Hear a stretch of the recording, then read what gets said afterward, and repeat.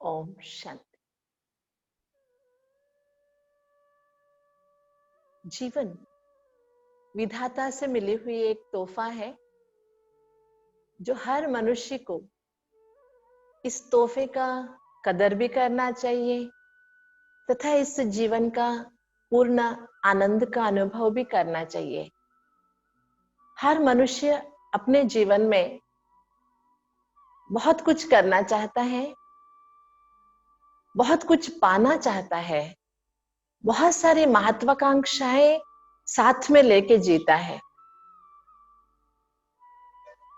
जीवन के इस रास्ते में कई बार हम मुरझा जाते हैं, कई बार हम उम्मीद छोड़ देते हैं। जीवन के कठिनाइयों की सामना करते हुए कई बार अपने आप से हार मान लेते हैं या निराशा के वशीभूत हो जाते हैं। अनिश्चितता के दायरे में आकर भय के कारण खुद को कई बार असहाय महसूस करते हैं। सोचते हैं शायद मेरे से कुछ नहीं होगा, मेरे तकदीर में इतना ही लिखा है, शायद यही मेरी किस्मत है। ऐसे सोचते सोचते अपने आप से ही हाथ धो बैठते हैं। जीवन एक बहुत सुंदर कलात्मक चित्र है, जिस कला का आनंद लेने के लिए अपने आप से स्पष्टता, सत्यता और सफाई से पेश आना पड़ता है। लेकिन कई बार जीवन में आए बहुत सारी कठिनाइयों की धुंधला सा जो बहुत सारे जीवन को ही छिपा देता है।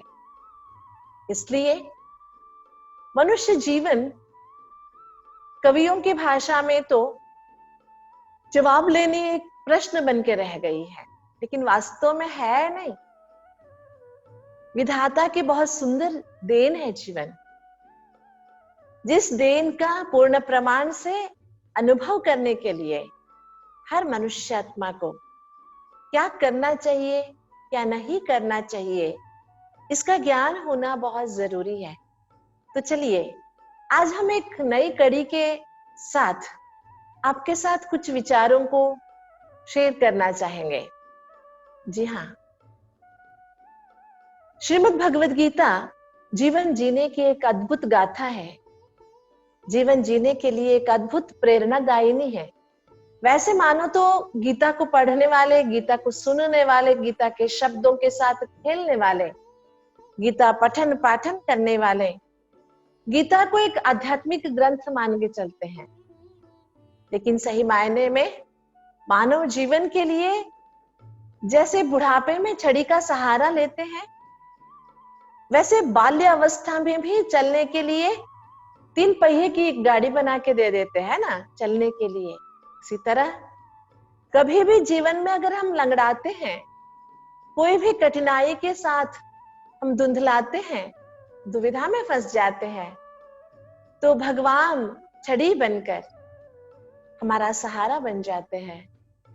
ये भगवान के सहारा जो दुनियावी भाषा में लिखा हुआ है, उसी को तो भगवद गीता कहते हैं। यही तो मानव जीवन के जीने के लिए अद्भुत जीवन गाथा है। तो इस जीवन गाथा के जरिए मनुष्य आत्मा कैसे जीवन की सारी परेशानियों से बाहर आ सकता है, इसके बारे में एक नई रोशनी की किरणों को लेके हम आगे बढ़ेंगे। बहुत सुंदर सी एक घटना याद आती है। एक विदेशी व्यक्ति ने भारत के एक राजा को 2 गरुड़ पंछियों को दिया था, छोटे छोटे नन्हे से पंछी। तो उन पंछियों को पालने के लिए एक कमेटी बनाकर राजा ने उसे सौंप दिया। कुछ दिनों के बाद पंछी बड़ी हो गई, उसमें उड़ान भरने की ताकत आ गई, पंछी के पंखों में भी ताकत आ गया। तो राजा के दरबार में दोनों पंछियों को पेश किया गया। एक पंछी तो अपने पालने वाले के इशारे पर आकाश में इतना ऊंचा उड़ान भरा मानो कि पूरा आकाश अपना है, पूरा आसमान का राजा बन के अपने बड़े बड़े घने पंखों को फैलाकर उड़ना शुरू कर दिया। लेकिन दूसरा गरुड़ पंछी सिमट कर बैठ गया एक वृक्ष के डाली पर। कुछ भी करने पर, है ना, बाजा बजाया गया, आग जलाया गया, पटाखे फोड़े गए, कुछ भी करने पर पंछी टस से मस नहीं हुआ।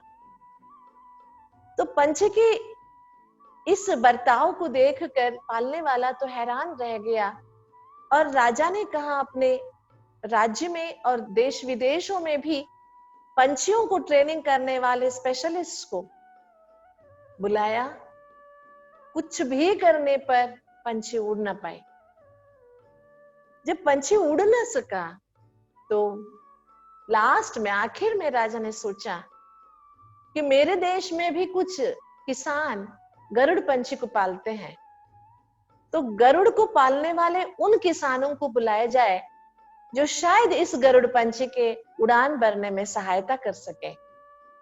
राजा ने ऐसे ही किया। कुछ किसान आए, उसमें से एक युवा किसान ने कहा, इसमें क्या बड़ी बात है, एक दिन का मोहलत दो, मैं इससे उड़ान भरने की ताकत भर दूंगा। बस दूसरे दिन फिर दरबार में सब शामिल हो गए। पंछी को लेके आया वो किसान, और पंछी तो एक डाली पर बैठ गया जाके। जैसे ही किसान ने कुछ आवाज दी, तूने अच्छी तरह से अपने पंख फैलाकर वो आसमान में उड़ान भर गया। राजा अचंभित होकर के पूछा कि आपने क्या किया? कल तक तो ये उड़ता ही नहीं था, सिमट कर बैठ गया था, आज कैसे उड़ा? तो किसान मुस्कुराते हुए बोले, मैंने कुछ ट्रेनिंग नहीं दिया उसे, लेकिन मैंने क्या किया, डाली पर वो बैठा हुआ था, उस डाली को ही मैंने काट डाला। जैसे ही उसके बैठे हुए डाली को मैंने काटा, तुरंत अपने पंख फैलाकर वो उड़ना शुरू कर दिया, क्योंकि उसका ओरिजिनल नेचर उड़ना है, उड़ान भरना सहजता है उसके, अपना है, तो उसमें कोई कठिनाई नहीं आई। क्यों? इस उदाहरण से हमें क्या समझ में आ रहा है? हर मनुष्यात्मा के अंदर अद्भुत साहस है, शक्ति है, सामर्थ्य है, लेकिन कुछ अनिश्चितता, अनसर्टनिटी, या पता नहीं क्या होगा, ये सोच, यहां ही मैं सेफ हूं, ये भावना, ये सभी अंदर में भरी हुई कुछ व्याकुलता से भरे, दुविधा से भरे भावनाओं के कारण पंछी उड़ नहीं सका। जब उसके जिंदगी पर आया ना, वो उड़ गया। इसी तरह से मानव जीवन में भी कई बार हम अपने ही बनाए हुए घोंसलों में छिपे बैठे रहते हैं, जिसे तोड़कर या जिसे खोलकर बाहर आना ही नहीं चाहते हैं। सोचते हैं पता नहीं बाहर क्या होगा, मुझे क्या करना पड़ेगा, इससे अच्छा है जहां हूं वहां ही ठीक है, जो है वैसे ही ठीक है, कष्ट है तो भी ठीक है। उस कष्ट को सामना करना है ना, पर्दा हटाएंगे तभी तो रोशनी नजर आएगी, खिड़की खोलेंगे तभी तो अच्छी हवा का अनुभव कर सकेंगे। लेकिन खोलने के लिए जो साहस का इस्तेमाल होना चाहिए वो नहीं होता है। कुछ भय सा, कुछ दुविधा जैसा, कुछ मोह जैसा बंधा हुआ नजर आता है। इसीलिए श्रीमद् भगवत गीता के जो सीख भगवान ने मनुष्य आत्माओं के लिए दी है, उसका मूल मंत्र है अपने अंदर को झांकना, अपने आप को देखना। विषाद से विवेक की ओर का एक यात्रा है मानव जीवन। लेकिन कई बार हम विषाद में ही डूबे रहना पसंद करते हैं, बाहर निकलना ही पसंद नहीं करते। जैसे दो मेंढक की बातें हम सुनते, कुएं का मेंढक और नदी का मेंढक या सागर का मेंढक। कुएं के मेंढक सोचता है ये मेरा बहुत बड़ी दुनिया है, इसी में मैं बहुत सुखी हूँ। लेकिन जिस मेंढक ने सागर को देखा हो, उसके लिए तो कुआं बहुत छोटा नजर आता है। इसी तरह मानव मन में जो सामर्थ्य है, ताकत है, उसकी एहसास कराना भगवत गीता का मूल मंत्र है। जी हाँ, मानव के अंदर जो छिपे हुए सामर्थ्य है उसको दर्शाना, उसकी महसूसता कराना, उसके ओर बढ़ाना, अपने आप को पहचानना सिखाना, यही तो मूल मंत्र है। जो अंधेरे में फंसा हुआ है वो दूसरे को रोशनी नहीं दिखा सकता है, जिसके पास रोशनी है वो ही तो अंधेरे से बाहर निकाल सकता है। इसी वास्तविकता के ऊपर या इसी साइकोलॉजी के आधार पर बहुत सुंदर मार्गदर्शन जो हमें मिलता है, जो चाहिए, वर्तमान समय की जरूरत है।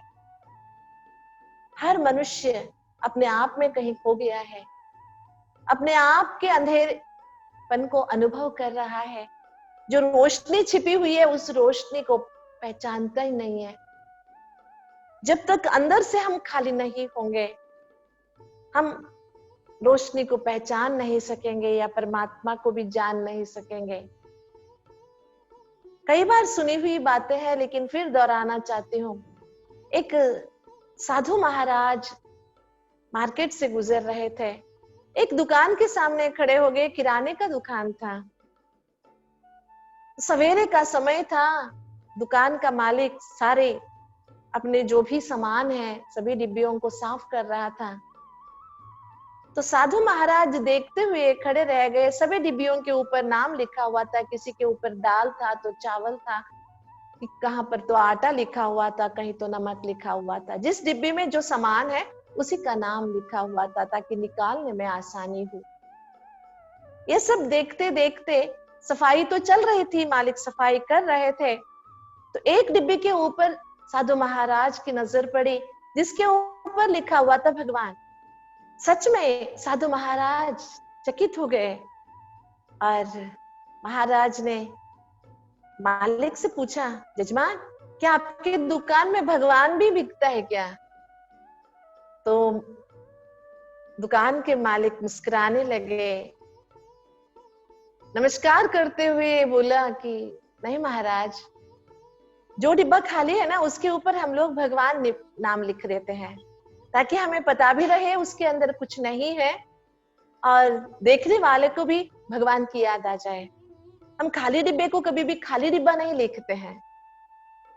ये बात सुनते ही रोमांचित हो गए साधु महाराज। उन्होंने कहा, इतने सालों से सच्चाई की खोज में था, आज मुझे सच्चाई मिल गई। कितनी अच्छी बात आपने समझा दी। जब तक हम अंदर से खाली नहीं होंगे तब तक हम परमात्मा को पहचान नहीं सकते हैं या भगवान की अनुभूति नहीं कर सकते हैं। भगवान के प्यार की, सहायता की, अपनेपन की, ज्ञान की जो भी महसूसता करना है तो हमें अंदर से खाली होना पड़ेगा। कितनी अच्छी बात है। जहाँ भगवत गीता का पहला अध्याय मनुष्यात्मा को यही सिखाता है, पहले अपने अंदर जो भी भर के रखा है ना वो सब खाली करो। जैसे अर्जुन ने अपने अंदर की जो भी दुविधाएं थी, जो भी डिलेमास था, वो सारा भगवान के सामने खुल के रख दिया। जब तक हम अंदर से खाली नहीं होंगे, जैसे कि बांसुरी है अंदर से खाली है तब तो बहुत सुंदर सुर निकलते हैं, अगर अंदर गांठ पड़े हुए हैं तो सुर निकल ही नहीं सकता। इसी तरह अपने अंतर को खाली जब तक हम नहीं करते हैं तब तक हम भगवान के सामने खुलते नहीं है, तो भगवान की शक्ति की या मार्गदर्शन की महसूसता सही मायने में हम कर नहीं सकते। भगवद गीता के पहले श्लोक है, धर्म क्षेत्रे कुरुक्षेत्रे समवेतायुत्सव मामकः पांडवाश्चैव किम कुर्वत संजय। और अर्जुन का एक दूसरा श्लोक है कि न च श्रेयो न पश्यामि हत्वा स्वजनमाहवे न कांक्षे विजयम कृष्ण न च राज्यम सुखानि च। पहले जो दुविधा धृतराष्ट्र जी से वेदव्यास जी ने कहलवाया, वो ही दुविधा अर्जुन के सामने भी आ गई। देखिए, मामकः पांडवाश्चैव किम कुर्वत संजय, मेरे और पांडुपुत्र, मेरे पुत्र और पांडुपुत्र, ये जो भेदभाव आ गया। जी हाँ, चाणक्य नीति में बहुत सुंदर एक बात आती है, सम्राट व राजा वो कहलाता है जिसे अपने राज्य में रहने वालों के सभी के बारे में एक ही नजारा हो, सभी में समानता आए, कोई पराया नजर ना आए। राजा की ये पहली क्वालिटी मानी जाती है ना। मानते हैं राजा प्रत्यक्ष देवता या राजा को पिता कहते हैं। यहाँ ही ये दुविधा आ गई कि मेरे और मेरे अनुज के पुत्र जो है, जो अपना और पराया यहाँ पर आ गया। इसी तरह से अर्जुन भी वहां पर यही पूछते हैं, न च श्रेयो न पश्यामि हत्वा स्वजनमाहवे, मेरे अपनों को मारने से श्रेय नहीं होगा। तो कौन है अपने और कौन है पराये? ये छोटी छोटी जो कचरा हम भरते जा रहे हैं अपने मन में। देखिए, आज की दुनिया में भी यही तो दुविधा है। हर क्षेत्र में हमें ये सीखने को या सुनने को मिल रहा है। जानते हो मैं कौन हूं? आइडेंटिटी क्राइसिस है हर जगह। इसी को जब तक हम समाप्त नहीं करेंगे तो अंदर रोशनी की, हल्केपन की, खुशहाली की, समत्व की अनुभूति नहीं कर सकेंगे। जो धर्म क्षेत्र था, जो अभी कुरुक्षेत्र बन गया है, केवल कर्म कर्म कर्म, मनुष्य वर्कोहॉलिक बन गया है। हर मनुष्य को उसके कर्म के आधार से पहचाना जा रहा है, बड़प्पन आ रहा है, ईगो क्लैशेस हो रहा है। इसका मूल कारण मनुष्य अपने धर्म से दूर हो गया है और अपने कर्म को कर्म प्रधान बना दिया। जी हाँ, कर्म जीवन का अनिवार्य अंग है, लेकिन कर्म कॉन्शियस जब मनुष्य बन जाता है, एक्शन कॉन्शियस हो जाता है, तब मनुष्य आत्मा दुविधा में फंस जाता है। इसी की तो दृष्टांत है पहला अध्याय। और अपनी जो अकड़ है ना, पहले अध्याय में हमें ये नजर आता है कि हम भगवान के सामने भी अपने को बहुत बुद्धिमान समझते हैं, इसी बुद्धि का इस्तेमाल करने का प्रयास करते हैं।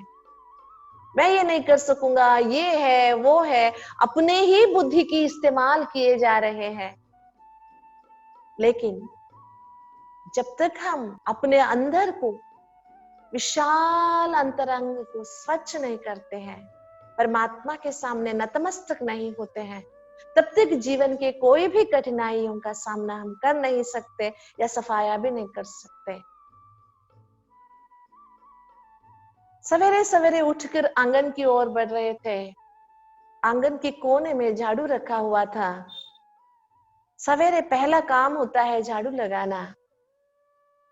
जैसे आंगन में झाड़ू लेने के लिए गए तो झाड़ू जो रखा हुआ था आज कूड़ा कचरा बन के बिखरा हुआ था। जो तिनकों को मिलाकर एक धागे से बांधकर झाड़ू बनाया गया था, उस धागे को ही शायद चूहे ने काट लिया था।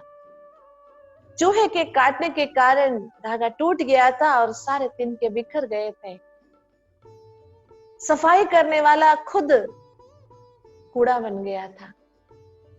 इसी तरह मानव जीवन में जो अभद्रता है, दुविधाएं हैं, परेशानियां हैं, उलझन है, कई सारी व्यर्थ है, मोह है, अहंकार है, विषाद है, ऐसे कई चूहों ने मानव मन के दृढ़ता रूपी धागे को काट डाला है। फिर से विश्वास रूपी धागे से उन सब तिनकों को मिलाकर बांधना पड़ेगा, तभी इस विश्वास से दृढ़ता कायम रहेगी, तभी अंदर की सफाई हो सकेगी। जी हाँ, मानव मन को साफ करना भगवान का भी काम नहीं है, वो खुद का ही काम है। लेकिन इस सफाई के लिए एक दृढ़ता की जरूरत है, एक विवेक की जरूरत है, साथ साथ अपने आप पर विश्वास की जरूरत है। इसमें दृढ़ता बनाए रखने के लिए, विश्वास की धागे को मजबूत करने के लिए जो भगवान ने रास्ता दिखाया है, उस रास्ते पे चलने का ताकत जो चाहिए मनुष्यात्मा। मनुष्यात्मा कुछ समस्याएं आने पर अपने आप में ही समस्या का समाधान ढूंढने लगता है। कई बार शॉर्ट टर्म सॉल्यूशन भी मिल जाता है, लेकिन परमानेंट सॉल्यूशन नहीं मिलता है। तो कहां से ये शाश्वत समाधान मिलेगा? इसकी खोज तो हर मनुष्यात्मा को है, लेकिन कहीं ना कहीं खोज के बीच में आ जाता है अहंकार। उस अहंकार की समर्पणता से ही मनुष्यात्मा के अंदर का विवेक जागृत हो सकता है और अपने और पराये के बीच का ये जो डिफरेंस हम कर रहे हैं, सब अपने हैं, इस भावना को हम स्थिरता से अनुभव नहीं कर पा रहे हैं, है ना। ये जो कहना है बड़ों का, मानो तो जीवन एक सपना है या तो अपना है, सब अपने हैं या तो सब सपने हैं। इसकी वास्तविकता का अनुभव करने के लिए आज ये एक नई सोच हम आगे लेकर चलना चाहेंगे। श्रीमद् भगवद गीता एक जीवन जीने की गाथा है। कैसे जीवन जैसे भगवान चाहते हैं, या जैसे मनुष्य आत्मा का पूर्ण आनंद का अनुभव हो सकता है। इसके लिए पहला सीढ़ी है कि हम अपने अंतर को खाली करें। हम खाली नहीं करते ऐसे भी नहीं है। जैसे कि आजकल की दुनिया में कहां भी देखो थूकने की जो आदत हो गई है, कहां भी देखो कोई बस में बैठा है, बाहर थूक थूक के बस भी खराब कर रहा है और रोड भी खराब कर रहा है। दुरदृष्टवशात अगर कोई नीचे जा रहा है, ऊपर से थूक रहा है, तो बेचारे के ऊपर भी गिरता है। ऐसे कई बार हो जाता है। ये मनुष्य की मानसिक दुविधा का भी एक निदर्शन है हमारे सामने। जैसे जहां चाहे वो मनुष्य थूकता है, वैसे मन की जो परेशानियां हैं वो भी मनुष्य कहां भी चाहे, जहां भी चाहे, जिसके भी सामने चाहे थूकते रहता है, जिससे कोई समाधान नहीं मिलता। इसके बदले हम कई ऐसे बहुत बुरी आदत के शिकार हो जाते हैं। विदेशों की हम तारीफ करते हैं, वहां रोड पे या रास्ते में, जमीन पे कहा यहाँ थूकना मना है या थूकते नहीं है। लेकिन विदेश में जाते तो हमको वो बहुत अच्छा लगता है, लेकिन जब स्वदेश लौटते हैं तो फिर पुरानी आदत पे स्विच ऑन हो जाते हैं। ऐसे क्यों? क्योंकि हम अपने आदत से मजबूर हो गए हैं। तो चलिए बाहर से थूकना भी हम बंद करेंगे, अंदर भी जहां थूकना चाहिए, अर्थात मन की परेशानी को कहाँ करना चाहिए खाली, वहीं करेंगे। सभी के सामने मन की परेशानियों की बातें करने से हंसी के पात्र बन के रह जाते हैं। समाधान तो मिलता नहीं है, मजाक बन जाता है हमारा जीवन। अगर हमारा जीवन मजाक ना बने, हंसी खुशी जीवन बीते, ये अगर हम चाहते हैं, जीवन दाता परमात्मा के मार्गदर्शन के अनुसार जीवन जीना चाहते हैं, तो हम अवश्य भगवान वाच की इन बातों को अपने साथ लेके चले। तमेव शरणम गच्छ सर्वभावेन भारत। इसलिए पहला अध्याय गीता का बहुत महत्वपूर्ण है कि जब तक हम भगवान को तो हम अपना मित्र मानते हैं, जरूर मानते हैं, वो परम स्नेही है परमात्मा, लेकिन मित्र को परमात्मा है इस भावना से हम नहीं देखते। इस ऊंचाई को हम भूल जाते हैं, जिसके कारण टेकन एज ग्रांटेड हो जाता है, चलता है, ऐसी भावना में आ जाते हैं। इसी के कारण मनुष्य आत्मा परमात्मा के बताए हुए मार्ग पे चल नहीं पाता है। सामने रोशनी होते हुए भी अंधकार में फंसे रहता है, क्योंकि अंदर से खाली नहीं हुआ है। तो चलिए हम अंदर से भी सशक्त बनेंगे। अंतर को सशक्त बनाने के लिए एक छोटा सा कदम आज उठाएंगे, वो है कि हम परमात्मा को अपने परम स्नेही मित्र मानते हुए भगवान वाच को अपने जीवन का मार्गदर्शन के रूप में लेते हुए छोटी छोटी बातों को, ये नहीं कह रही हूं कि मैं कंठस्थ कर लेंगे हम पूरी गीता, ये भी नहीं कह रही हूं कि 700 श्लोकों का हम पाठ करते रहे, लेकिन इससे हम सीख जरूर लेंगे कि जो भी मनुष्य आत्माओं की दुविधाएं हैं, वो जब मनुष्य आत्माओं से हल नहीं हो सका, तभी तो भगवान को इस धरा पर आकर भगवान वाच उच्चारना पड़ा। तो हम वो सौभाग्यशाली आत्माओं में से एक है, जिनको भगवान की इन बातों को समझने का और उस पे चलने का मौका मिल रहा है। तो इस मौके का पूरा लाभ उठाते हुए हम भगवत गीता जीवन जीने की एक अद्भुत गाथा, इस गाथा के अनुसार जीवन को बनाते हुए भगवान का भी धन्यवाद करेंगे और खुद के जीवन का खुद भी अभिनंदन करते हुए आगे बढ़ेंगे। और एक कड़ी में इससे जुड़ी हुई दूसरी बातों के साथ पुनः आपके सामने आएंगे। तब तक के लिए मैं आपसे यही निवेदन करूंगी कि भगवान इस धरा पर अवतरित हुए हैं, भगवान वाच उच्चार रहे हैं। जैसे सूरज को देखने के लिए सूरज की रोशनी की ही जरूरत होती है, फ्लड लाइट में हम सूरज को देख नहीं सकते, उसी तरह भगवान वाच के द्वारा ही हम भगवान को पहचान सकते हैं। तो उस ज्ञान की आंखों को खोलने का प्रयास करेंगे, खुद को अंदर से खाली करेंगे। भगवान के सामने कुछ भी छुपा नहीं है। अगर हम छुपाने के प्रयास में तत्पर रहेंगे तो हम भगवान के सामने छोटे बन जाएंगे। इसलिए अपने दिल को खोल के दिलवर परमात्मा के सामने रखेंगे, अंदर से खाली होकर, अंदर से हल्के होकर, अंदर से खुले दिल से परमात्मा के सामने उपस्थित होंगे तो भगवान वाच पर चलने की ताकत भी हमारे अंदर आएगी। और जिस आशा और विश्वास के साथ भगवान का अवतरण हुआ है, उस आशा और विश्वास को हम पूर्ण कर सकेंगे। हमारी आशाएं और विश्वास को तो परमात्मा ने सदियों से कायम रखा है, लेकिन अब हमारी बारी है हम परमात्मा की आशाएं और विश्वास पर खरे उतरे। ओम शांति।